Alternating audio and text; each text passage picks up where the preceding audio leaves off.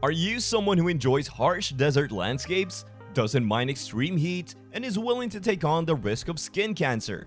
If so, you might be a feral camel, and chances are you're already in Australia. If not, why haven't you considered moving here yet? Australia offers beautiful beaches, amazing cities, excellent healthcare and education, and some of the most unique ecosystem and wildlife on the planet. Despite being comparable in size to the contiguous United States, Australia has only 1/13 of its population, with over half of its 25.9 million residents concentrated in just 3 cities. However, Australia has about 6 states and 2 major territories, right? So why don't people disperse more across the country? Well, the majority of the nation experiences such intense heat that you'll resemble a tomato after just 5 minutes outdoors. So unless you happen to be one of the 1 million feral camels residing in the outback, you're likely better off sticking with the 85% of Australians who live within 50 kilometers of the coastline. But wait, how do we know which state ranks from worst to best to live in? Well, let's find out in today's video.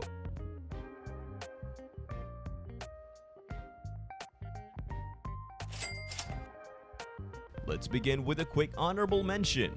The external territories.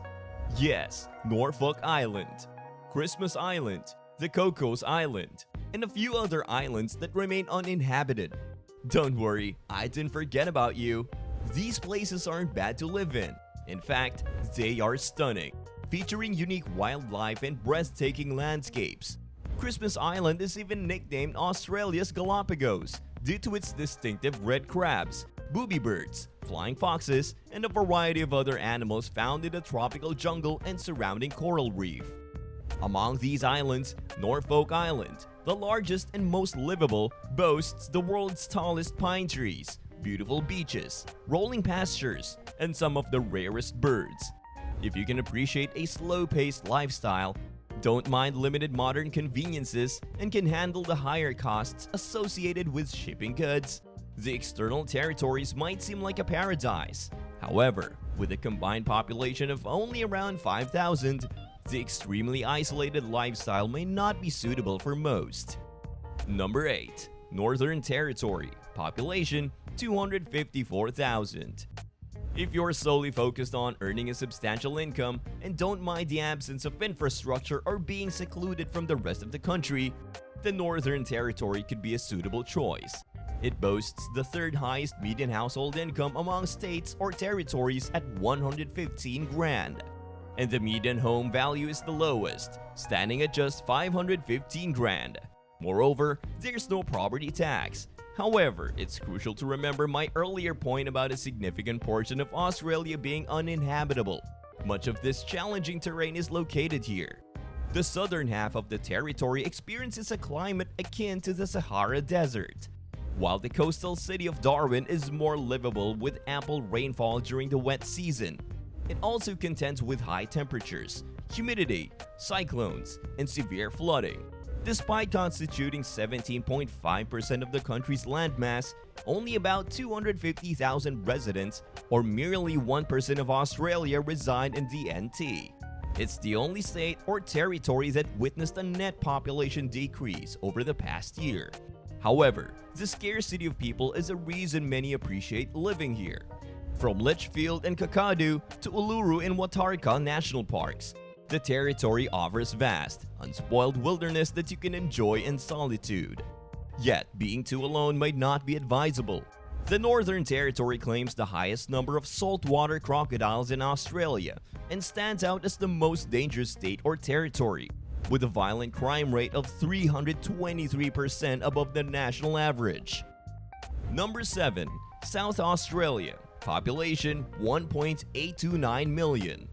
While the Northern Territory boasts some of the highest wages in the nation, South Australia faces contrasting economic challenges, featuring the 2nd lowest median household income at a modest 98,500 and the highest unemployment rate at 4.4%. However, if you lean towards a simpler life within a close-knit community rather than seeking vibrancy and wealth, the festival state provides an ideal setting to settle down. It is adorned with charming suburbs, beach towns, and over 5,000 kilometers of unspoiled coastline, complemented by the country's finest wine and remarkably low crime rates. South Australia stands out as the most economical state, with below-average costs for fuels, groceries, and utilities, along with a median home value of just $565,000. Adelaide, its capital, holds the title of being the most affordable among capitals.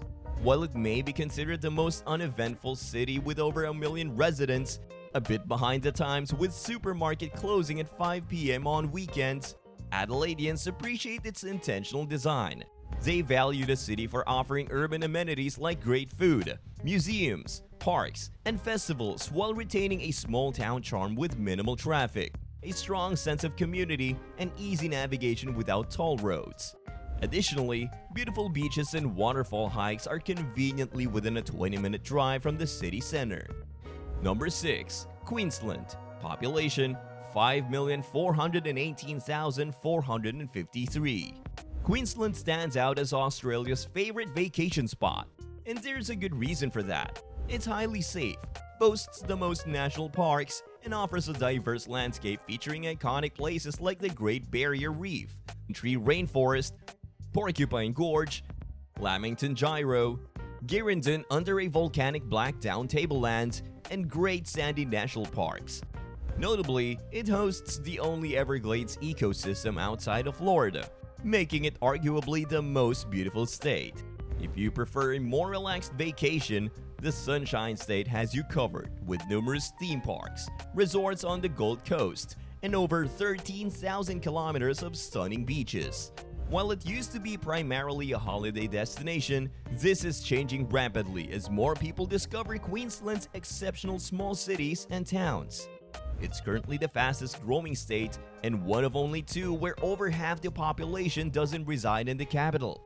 This isn't because Brisbane is subpar. It's often rated as the most livable city in Australia, being less congested and expensive than Sydney or Melbourne.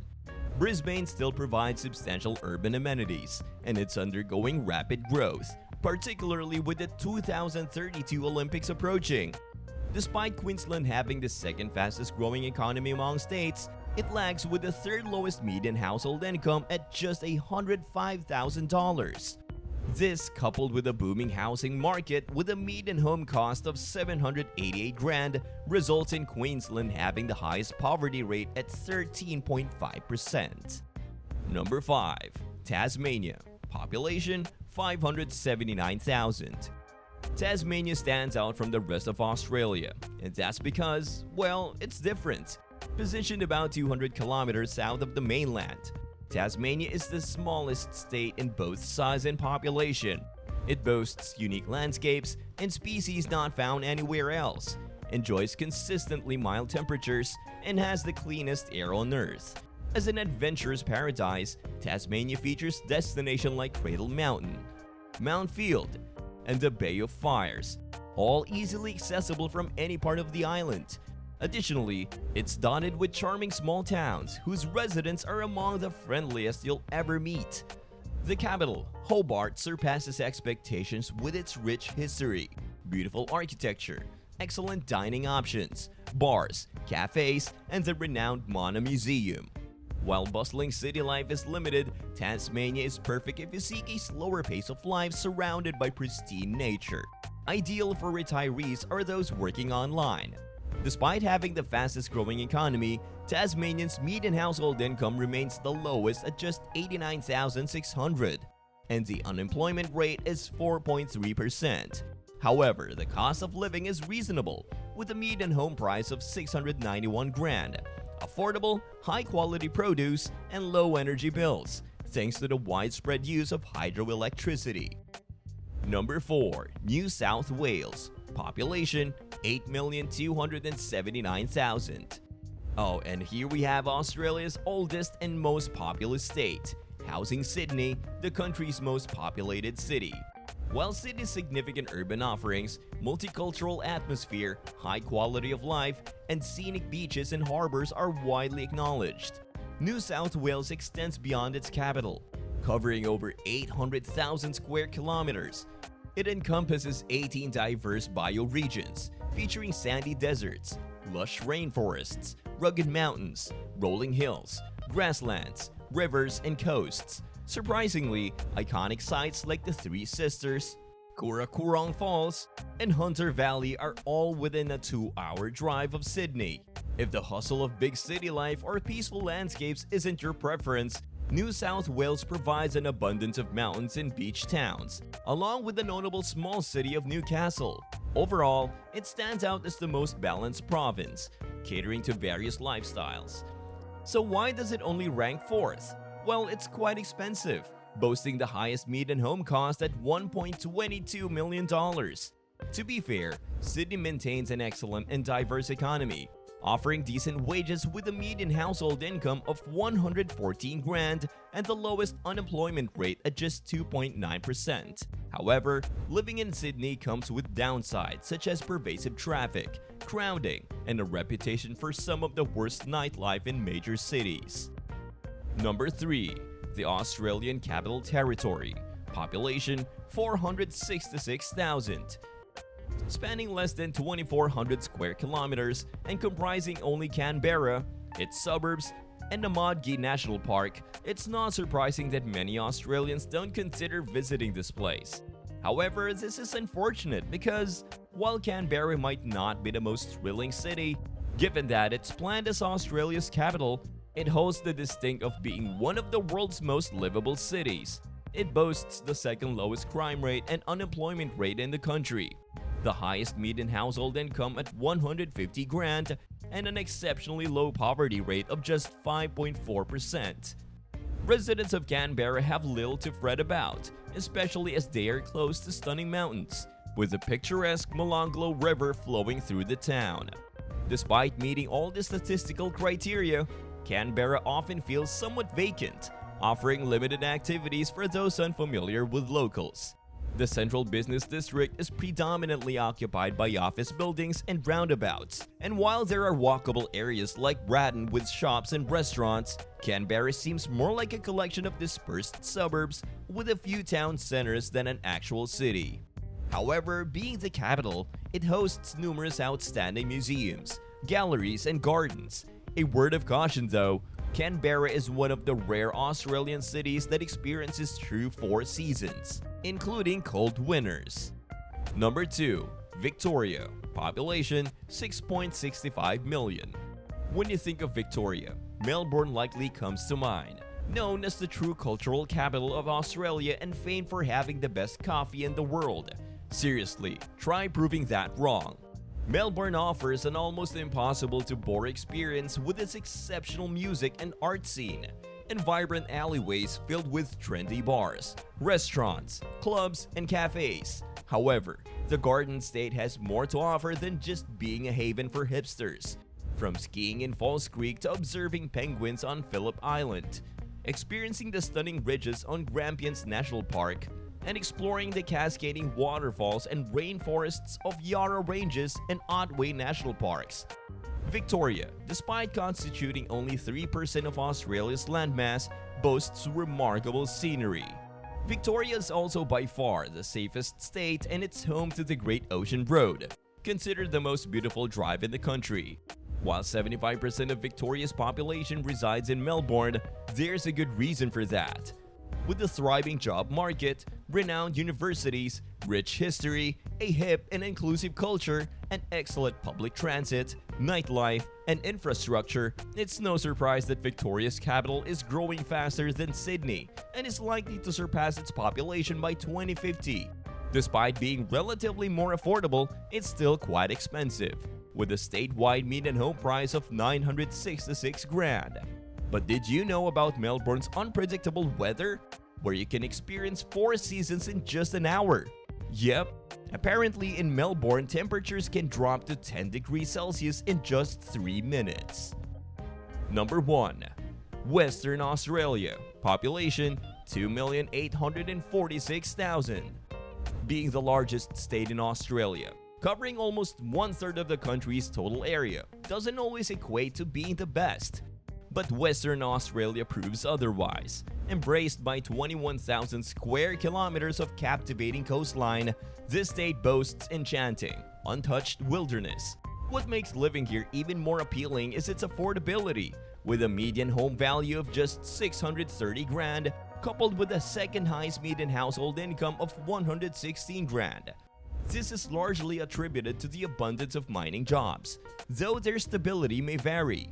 Perth, the capital, is often underestimated, featuring a vibrant music and art scene in Fremantle, excellent suburbs and beaches, reliable public transit, above-average nightlife and restaurants, and an overall relaxed, stress-free lifestyle. Despite its extreme isolation, with Perth ranking as the most isolated big city globally, Western Australia doesn't have many drawbacks. That's precisely why it stands out as the best place to live in this wonderful country. And that concludes our trip through the different states of the magnificent land down under. Which state caught your attention? And why do you think it's the best one? I'd like to know your thoughts in the comments below. If you enjoyed today's video, don't forget to hit that like button, subscribe, and ring that notification bell so you won't miss any upcoming videos. Thank you for watching, and I'll see you in the next one.